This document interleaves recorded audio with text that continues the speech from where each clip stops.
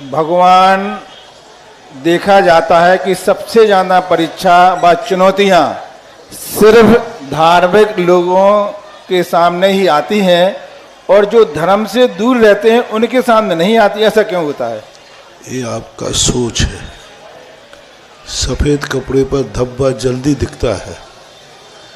जो धार्मिक लोग रहते हैं वे दुनिया में जल्दी दिख जाते हैं, तो इसलिए उनके ये सारे भिखारी धार्मिक हैं कि अधार्मिक हैं? तो फिर उनके ऊपर इतनी विपदा है कि रोटी खाने नहीं मिल रही। ये सारे दुनिया के जितने गरीब मजदूर हैं जो शराब पीते हैं, जुआ खेलते हैं, धार्मिक हैं कि अधार्मिक? फिर भी उनकी क्या दशा है? खाने को धर्मात्माओं के संकट करने वालों की संख्या कम है, पापियों के संकट में फंसने वालों की संख्या ज़्यादा है। आप परसेंटेज मिला लो, धर्म करने वाला कोई मजदूर नहीं मिलेगा, भिखारी नहीं मिलेगा, लेकिन जो अधर्मी है, व्यसनी है, उनमें मजदूर भी मिलते हैं, भिखारी भी मिलते हैं, सब मिलते हैं।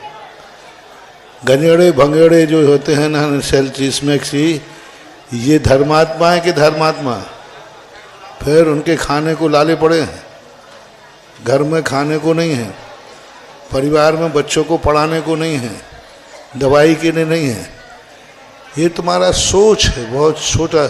और जो ऐसा सोचता है कि मैं धर्मात्मा हूँ, उन पर संकट ज़्यादा आते हैं, वे धर्मी है ही नहीं। वे धर्म के नाम पर पाखंड कर रहे हैं। हो ही नहीं सकता धर्मी। और उनके और बुरे दिन और आएंगे। कान खोल के सुनो। जब तुम्हें ये बात आ जाए कि धर्म के कारण से मेरे ऊपर संकट आ रहे हैं धर्म में, अब समझ लेना कि अभी और पहाड़ टूटने वाला है।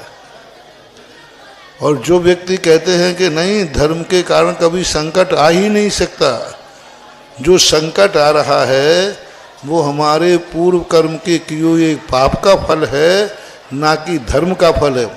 तो समझ लेना अब तुम्हारे पाप का संकट टलने वाला है। मैंने तो खूब परसेंटेज निकाल लिया है। धर्मात्माओं को बिल्कुल नगन आटे में नमक के बराबर संकट है। और जो अधर्मी हैं, बता दो कौन से धर्मात्मा बाप का बेटा शाम को नाली में पड़ा मिलेगा? है? और जो अच्छे को, और जो पापी अधर्मी हैं उनका बेटा कहाँ मिल रहा है? नाली में पड़ा मिल रहा है। तो ये कहाँ है?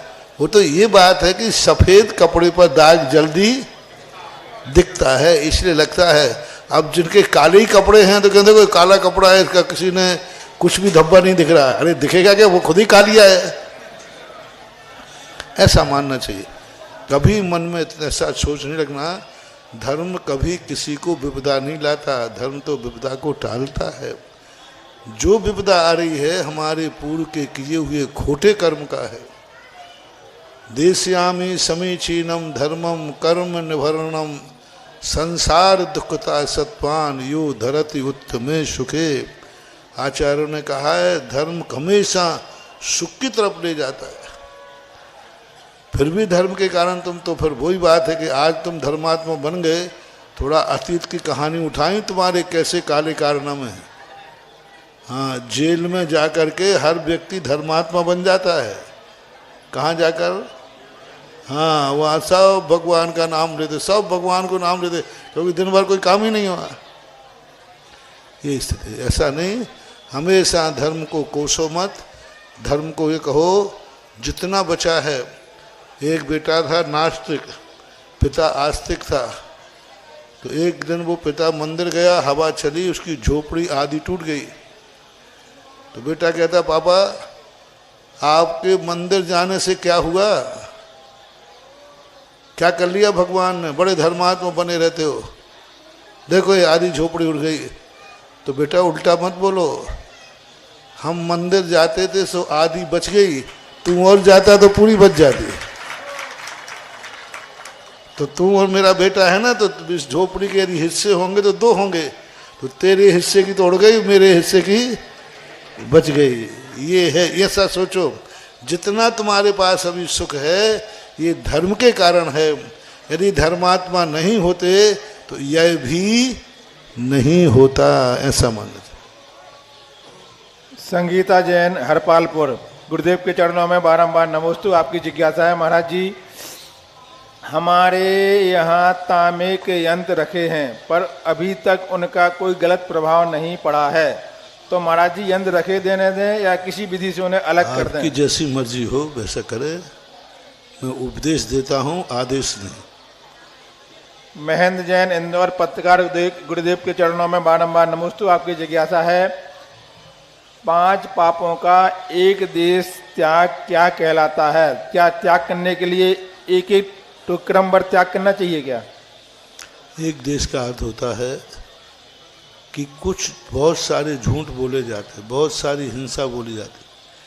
कभी क्रोध में आकर के हम किसी की हिंसा, संकल्पी हिंसा नहीं करेंगे, ऐसा झूठ नहीं बोलेंगे किसी की ज़िंदगी बर्बाद हो जाए, किसी का डांका डाल के चोरी नहीं करेंगे, पर स्त्रियों पर हम बुरी दृष्टि नहीं डालेंगे, और परिग्रह को भी हम अनैतिक अन्यायपूर्वक बुरे कर्म करके नहीं कमाएंगे।